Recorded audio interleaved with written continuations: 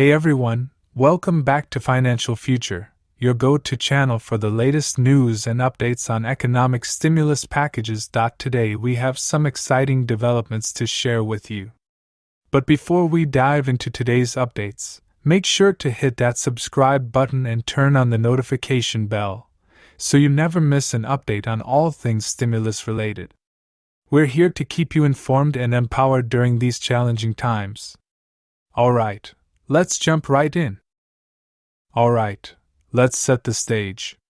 When you're working, you contribute to Social Security through the FICA contribution, a 6.2% deduction from your paycheck.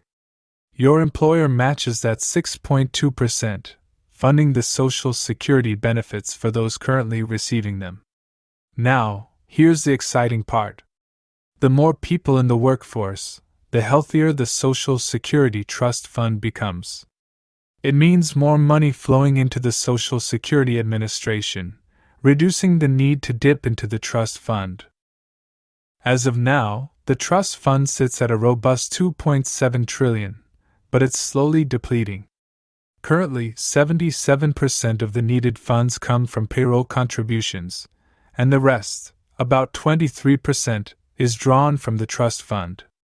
Now, with the latest job reports, we're witnessing a positive trend.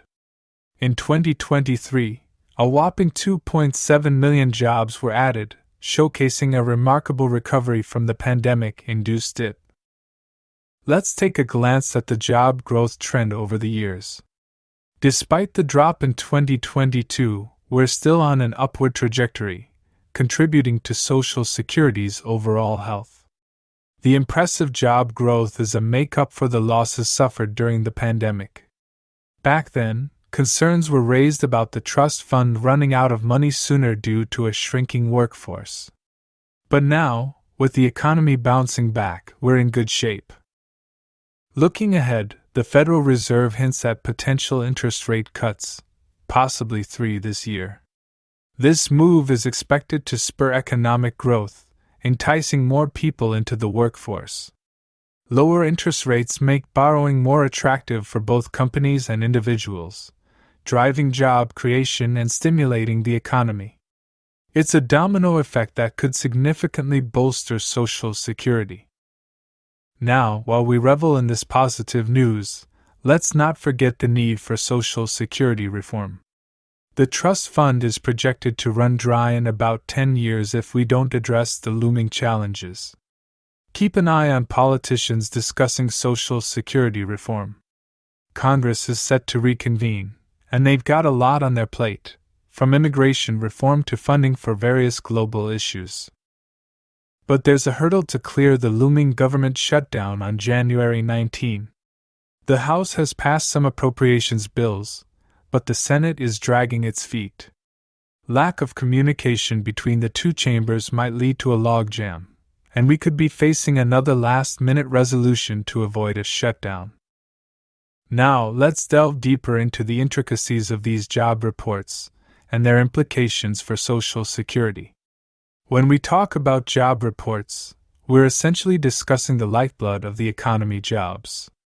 Not only do they sustain households, but they also fuel various systems in place, including Social Security. Picture this: the more people actively working, the more funds are funneled into the Social Security Administration through payroll contributions. It's a cycle of financial health that directly impacts the Social Security Trust Fund.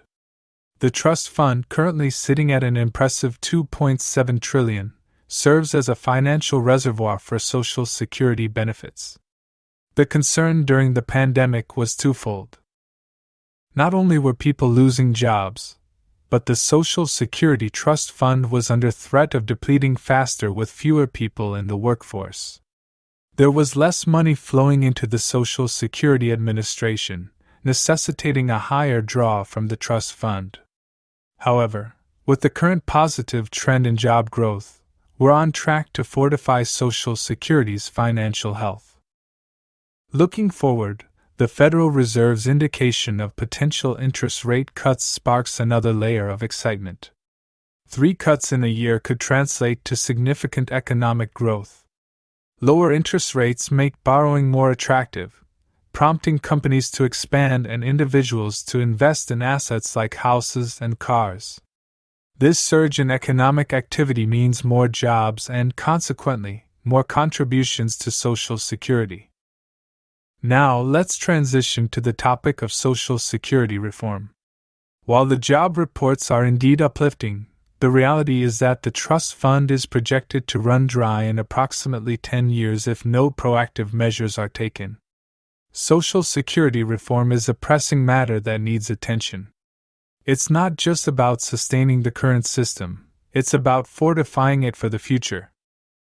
As Congress reconvenes, discussions on Social Security reform should be at the forefront. While the House has passed some appropriations bills, the Senate's lack of action raises concerns. The communication breakdown between the two chambers may lead to a logjam reminiscent of previous budget crises.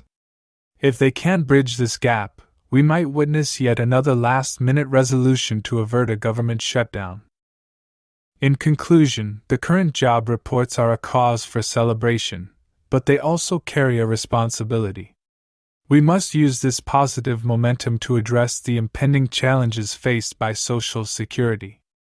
Social Security reform should not be postponed, it should be a priority in the legislative agenda. I'd love to hear your thoughts on these developments. Drop your comments below. Give this video a thumbs up if you found it informative, and subscribe for more in-depth analyses on crucial topics. Your engagement is what fuels this channel, and I'll be back soon with more updates. Thanks for tuning in. That's the end of today's video. I will see you guys in the next video. If you liked the video, please make sure to subscribe to the channel for more upcoming videos.